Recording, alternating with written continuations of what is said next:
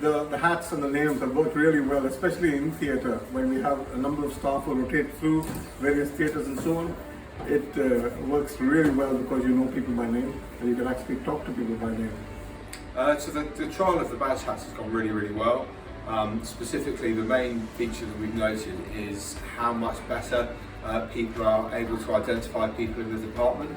So before we started the trial, we found out that less than half, so only 41% of people were able to identify the 3/4 of the people, 75% of the people that they worked in theatres with.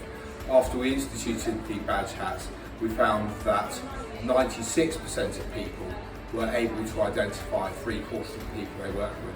So that's a doubling of name recognition of people in theatres.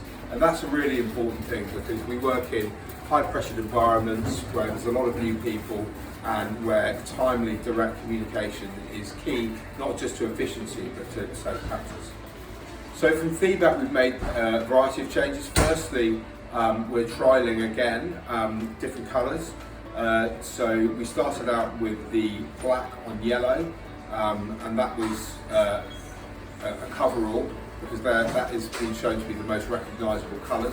But actually people going outside of the theatre block are quite self-conscious with having a black on yellow badge and they didn't feel particularly comfortable with that, so we've taken that on board and we are now going to give the option of having a white on blue. Because the name badge is so obvious, it's so visible on the head, it doesn't need to be quite so bright, and we obviously want people to feel comfortable wearing these badge hats.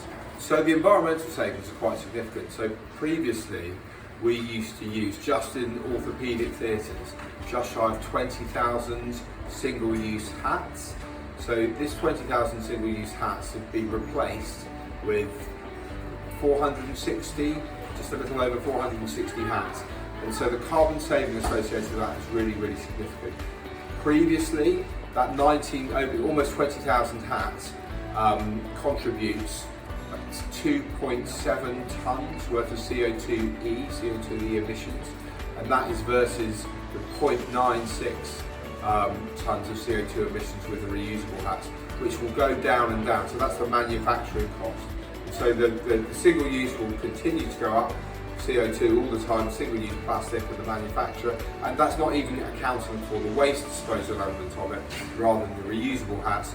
Once you've got them and you have washed them, they've done 18 cycles of wash, they've paid their carbon debt and they are carbon neutral, in fact carbon negative from that point onwards.